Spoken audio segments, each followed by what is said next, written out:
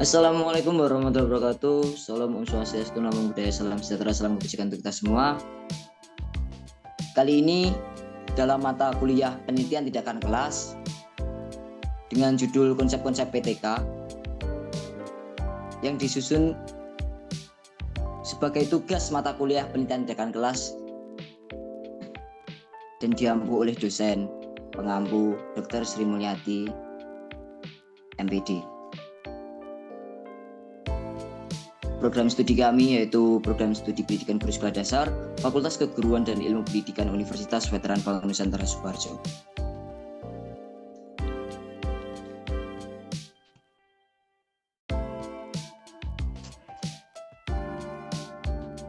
Kelompok kami yang beranggotakan Sri Maulana Akbar Ramadi dengan NIM 195-2031.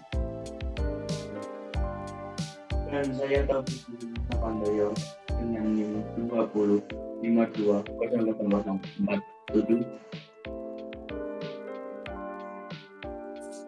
Saya Adelia Puspita Anggraini dengan NIM 205200050. Dan saya Renova Aditi Putri dengan NIM 20520000055. Dan saya Arfian Zainha Mustika dengan NIM 20520000056.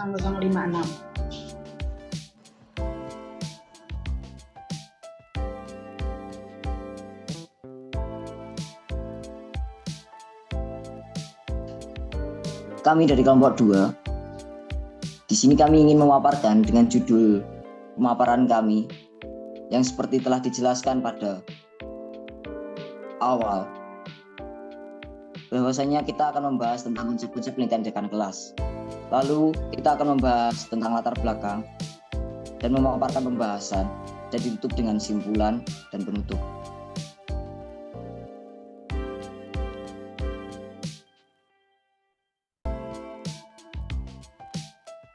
Di sini saya akan menjelaskan, memaparkan tentang latar belakang dari materi kami. Dalam kurun waktu lebih dari 1 dasawarsa terakhir ini, penelitian tindakan kelas atau yang sering disebut PTK menjadi top hit di lingkungan para pendidik. Jenis penelitian ini mempunyai karakteristik yang berbeda dengan jenis penelitian deskriptif maupun eksperimen. Jika penelitian deskriptif bertugas memaparkan apa yang terjadi dalam objek yang diteliti, sedangkan penelitian eksperimen memaparkan sebab akibat yang terjadi sesudah adanya perlakuan, maka PTK dapat dikatakan merupakan gabungan dari keduanya. Penelitian tindakan kelas adalah penelitian yang memaparkan terjadinya sebab akibat dari perlakuan, sekaligus memaparkan apa saja yang terjadi ketika perlakuan diberikan, dan memaparkan seluruh proses sejak awal pemberian perlakuan sampai dengan dampak dari perlakuan tersebut. Dengan demikian, dapat dikatakan bahwa penelitian tindakan kelas atau PTK adalah jenis penelitian yang memaparkan baik proses maupun hasil yang melakukan PTK di kelasnya untuk meningkatkan kualitas pembelajarannya.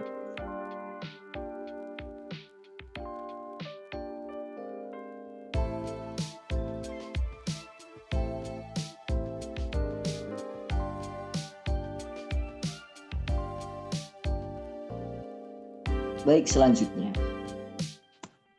akan dipaparkan oleh Saudara Taufik. Waktu dan tempat saya sediakan untuk Saudara Taufik. Oke, kita masuk ke rumusan masalah. Yang pertama, apa yang dimaksud dengan penelitian tindakan kelas? Yang kedua, apa saja tujuan dan manfaat penelitian tindakan kelas? Yang ketiga, apa saja karakteristik, prinsip, dan penelitian tindakan kelas? 4. Apa saja prinsip dari penelitian tindakan kelas? Yang kelima, apa saja jenis-jenis dari penelitian tindakan kelas?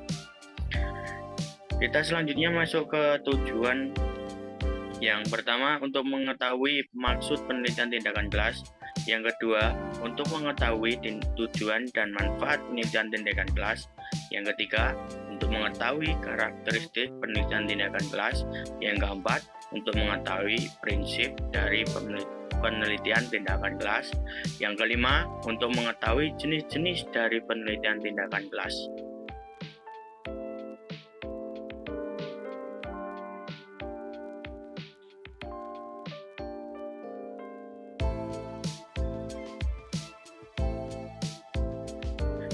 Pengertian PTK. Penelitian tindakan kelas disebut dengan Classroom Attention Rescue. Penelitian tindakan kelas di negara-negara maju telah berkembang dengan pesat. Faktor penyebabnya adalah karena jenis penelitian ini mampu menawarkan peningkatan kompetensi profesional guru dalam proses pembelajaran di kelas. PTK berfungsi dalam pembelajaran atau pada pembelajaran di kelas dan bukan untuk input kelas, silabus, materi, dan lain-lain, ataupun output hasil belajar. PTK harus bertujuan atau mengenai hal-hal yang bertujuan di dalam kelas.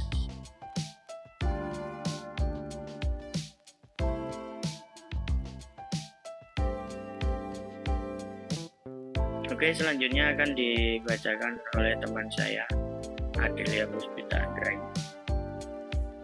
Terima kasih atas waktu yang telah disediakan. Yang selanjutnya adalah ada tujuan PTK.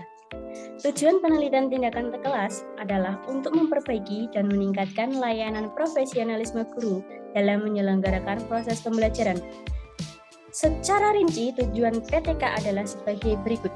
1. Untuk memecahkan permasalahan nyata yang terjadi di dalam kelas selama proses pembelajaran. 2. Meningkatkan profesionalisme guru dan menumbuhkan budaya akademik di kalangan guru. Yang ketiga, sebagai alat training of service yang melengkapi guru dengan keterampilan dan metode baru dalam mengajar. 4. Sebagai alat bagi guru untuk lebih inovatif dalam pembelajaran. 5. Untuk meningkatkan mutu pembelajaran melalui perbaikan praktik pembelajaran di kelas. 6. Meningkatkan sifat profesional pendidikan dan tenaga kependidikan. 7. Meningkatkan efisiensi pengelolaan pendidikan melalui perbaikan proses pembelajaran.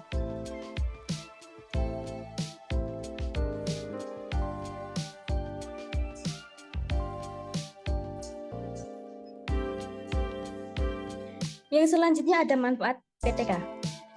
1. Untuk meningkatkan kualitas pembelajaran di kelas dengan sasaran akhir adalah perbaikan hasil belajar peserta didik. 2. Sebagai modal bagi peserta didik untuk meningkatkan hasil belajar melalui tindakan guru yang inovatif dan kreatif dalam upaya mengatasi permasalahan belajar di kelas. 3. Meningkatkan profesionalisme guru karena guru mampu menilai, merefleksi diri, dan memperbaiki pembelajaran yang dikelolanya. 4. Guru memperoleh kesempatan untuk berperan aktif dalam mengembangkan pengetahuan dan keterampilannya sendiri. 5. Meningkatnya kualitas pendidikan di sekolah karena selalu terjadi perbaikan penyelenggaraan pembelajaran di kelas.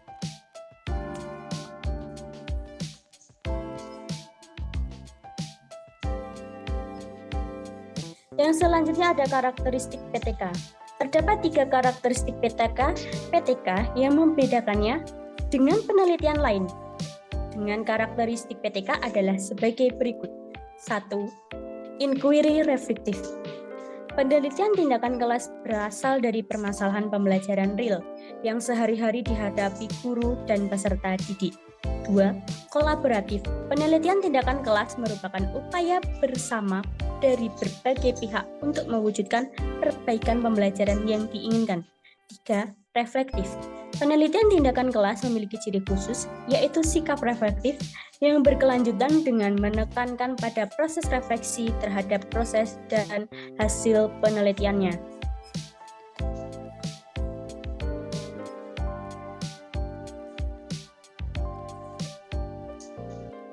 Baik, untuk selanjutnya akan dipaparkan oleh rekan saya yaitu Mbak Rena. Baik, untuk yang selanjutnya ada prinsip PTK. Pada prinsip PTK ada yang pertama, tidak mengganggu komitmen guru sebagai pengajar. Maksudnya adalah tugas utama guru adalah mengajar peserta didik. Sehingga apapun metode PTK yang diterapkan tidak akan mengganggu komitmen guru sebagai pengajar. Yang kedua ada teknik pengumpulan data tidak menyita waktu. Maksudnya adalah teknik pengumpulan data yang digunakan dalam PTK tidak menuntut waktu berlebihan dari guru. Sehingga berpeluang tidak mengganggu proses pembelajaran. Untuk yang ketiga, ada metode yang digunakan reliable, yaitu metode yang diterapkan dalam PTK harus reliable, sehingga memungkinkan guru untuk mengidentifikasi dan merumuskan hipotesis secara meyakinkan, mengembangkan strategi pembelajaran sesuai situasi kelas yang sebenarnya.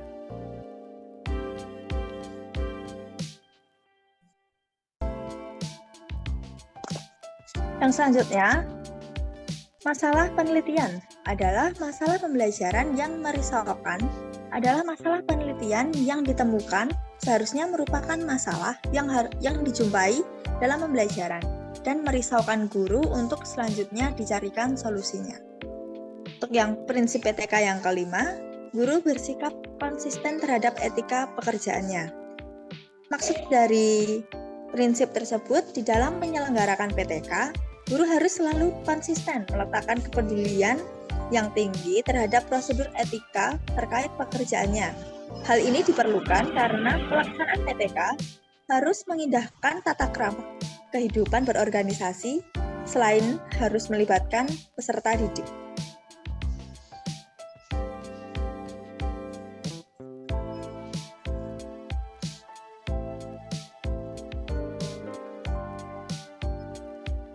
Yang selanjutnya ada jenis-jenis PTK. Jenis-jenis PTK yang pertama ada penelitian tindakan kelas diagnostik. Maksudnya itu penelitian yang dirancang dengan menuntun peneliti ke arah suatu tindakan. Yang kedua ada penelitian tindakan kelas partisipan, yaitu suatu penelitian sebagai partisipan ialah apabila orang yang akan melaksanakan penelitian harus terlibat langsung dalam proses penelitian, sejak awal sampai dengan hasil penelitian yang berupa laporan. Untuk yang selanjutnya akan dipaparkan oleh rekan saya, Mbak Arfia Muzayanha Mustika. Baik, terima kasih atas waktunya. Jenis-jenis PTK yang ketiga yaitu penelitian tindakan kelas empiris. Apabila peneliti berupaya melaksanakan sesuatu tindakan atau aksi dan membukakan apa yang dilakukan dan apa yang terjadi selama aksi berlangsung. Yang keempat, penelitian tindakan kelas eksperimental. Jenis eksperimental memiliki nilai potensial terbesar dalam kemajuan pengetahuan ilmiah yang dikategorikan sebagai PTK eksperimental ialah apabila PTK diselenggarakan dengan berupaya menerapkan berbagai teknik atau strategi secara efektif dan efisien di dalam suatu kegiatan belajar mengajar.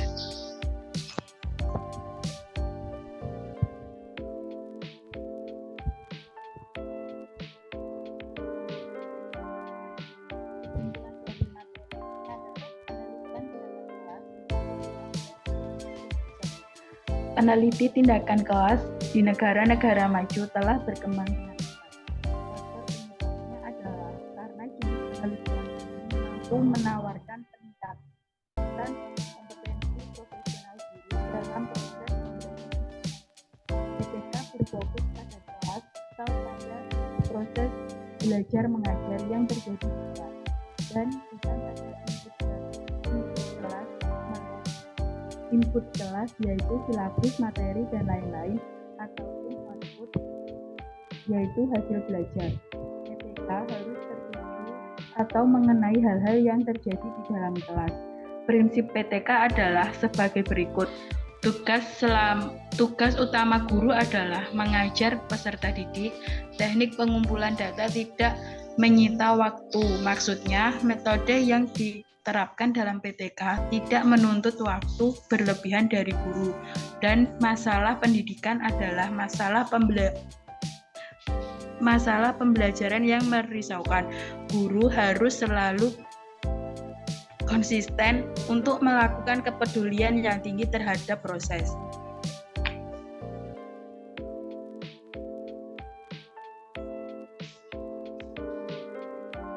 Berikut untuk daftar pustakanya.